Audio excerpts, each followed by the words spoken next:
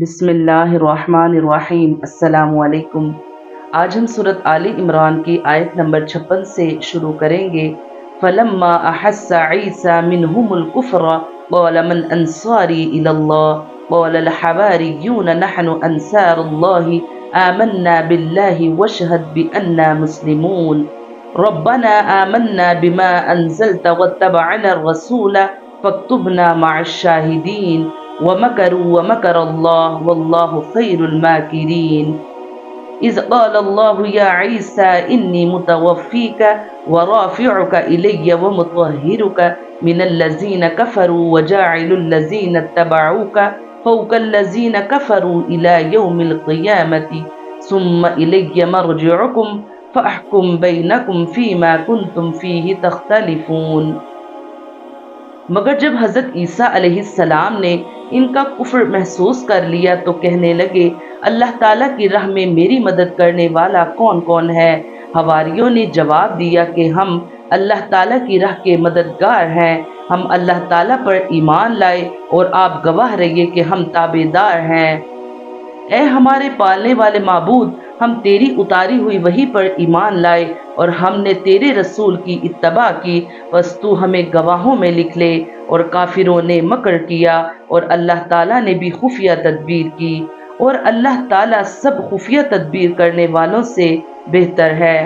جب اللہ تعالیٰ نے فرمایا کہ اے عیسیٰ، میں تجھے پورا کر لینے والا ہوں اور تجھے اپنی جانب اٹھانے والا ہوں اور تجھے کافروں سے پاک کرنے والا ہوں اور تیرے تابع داروں کو کافروں کے اوپر غالب کرنے والا ہوں قیامت کے دن تک، پھر تم سب کا لوٹنا میری ہی طرف ہے، میں ہی تمہارے آپس کے تمام تر اختلافات کا فیصلہ کروں گا۔ حضرت عیسیٰ علیہ السلام کے صحابہ کو حواری کہا جاتا ہے، یعنی صرف عقل سے نہیں سمجھا بلکہ حواس سے معلوم کر لیا، آنکھوں اور کانوں سے یہ حقیقت جان لی کہ یہود اور ان کے علماء اللہ کی دی ہوئی نشانیوں اور دلائل و معجزات کے سامنے بے بس ہو چکے ہیں، مگر ماننے کے لیے کسی صورت آمادہ نہیں، بلکہ ان کی زندگی کے درپے ہیں اور اس مقصد کے لیے سازشیں کر رہے ہیں۔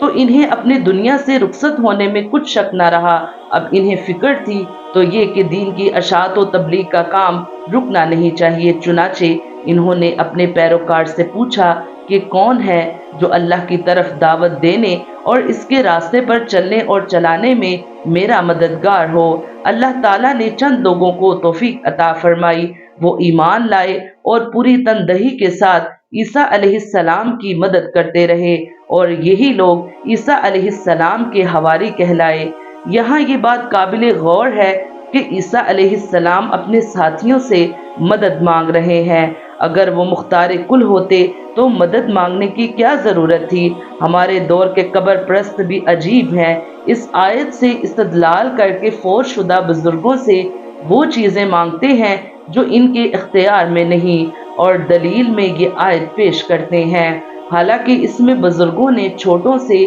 وہ مدد مانگی ہے جو ان کے اختیار میں تھی۔ حضرت عیسیٰ علیہ السلام کا یہ قول ویسا ہی ہے جیسا کہ رسول اللہ صلی اللہ علیہ وآلہ وسلم ہجرت سے پہلے زمانہ حج میں مختلف قبائل عرب سے فرمایا کرتے تھے کہ کون ہے جو مجھے پناہ دے تاکہ میں لوگوں تک اپنے رب کا پیغام پہنچا سکوں، اسی لیے کہ قریش نے مجھے یہ پیغام پہنچانے سے روک رکھا ہے۔ آپ کو انصار مل گئے جنہوں نے آپ کو پناہ دی اور اپنی جان و مال سے آپ کی مدد کی، مگر آپ کے حواری خاص جانصار و مددگار صرف انصار ہی نہ تھے، مہاجر بھی تھے، جیسا کہ رسول اللہ صلی اللہ علیہ وآلہ وسلم نے جنگ خندق کے دوران میں 3 دفعہ پوچھا، کون ہے جو بنو قریظہ کی خبر لائے گا؟ تینوں دفعہ زبیر رضی اللہ عنہ نے اپنے آپ کو پیش کیا تو آپ صلی اللہ علیہ وآلہ وسلم نے فرمایا، ہر نبی کے حواری ہوتے ہیں، میرا حواری زبیر ہے۔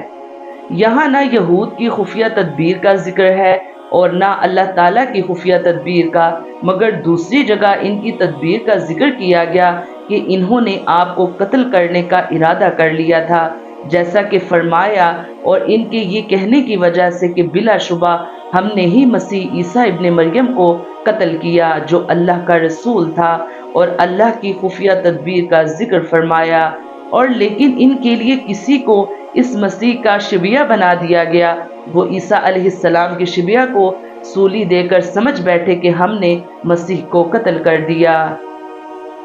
حضرت عیسیٰ علیہ السلام کے مخالفین نے انہیں سولی پر چڑھانے کا منصوبہ بنایا،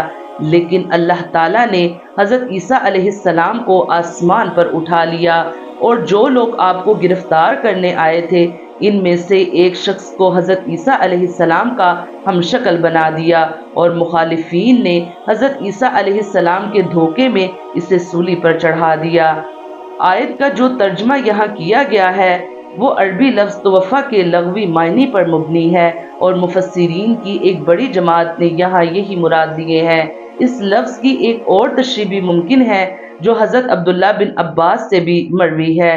یعنی حضرت عیسیٰ علیہ السلام کو ماننے والے خواہ انہیں صحیح طور پر مانتے ہوں جیسے مسلمان یا غلو کے ساتھ مانتے ہوں جیسے عیسائی، ان کے مخالفین پر ہمیشہ غالب رہیں گے۔ چنانچہ تاریخ میں ایسا ہی ہوتا رہا ہے، البتہ صدیوں کی تاریخ میں اگر کچھ مختصر عرصے کے لیے جزوی طور پر کہیں ان کے مخالفین کا غلبہ ہو گیا تو وہ اس کے منافی نہیں ہے۔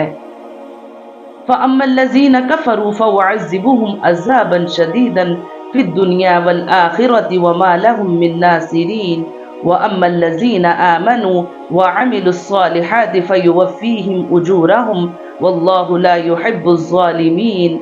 پھر کافروں کو تو میں دنیا اور آخرت میں سخت تر عذاب دوں گا اور ان کا کوئی مددگار نہ ہوگا، لیکن ایمان والوں اور نیک اعمال والوں کو اللہ تعالیٰ ان کا ثواب پورا پورا دے گا، اور اللہ تعالیٰ ظالموں سے محبت نہیں کرتا۔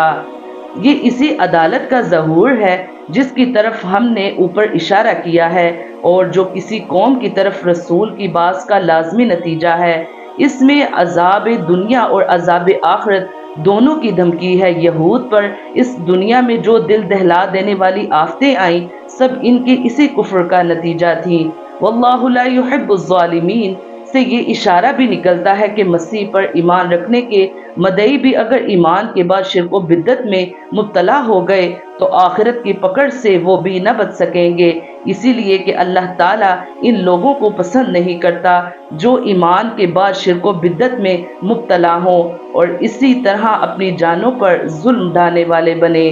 اللہ تعالیٰ ہمیں قرآن پڑھنے کی، اس کو سمجھنے کی اور اس پر عمل کرنے کی توفیق عطا فرمائے۔ آمین یا رب العالمین۔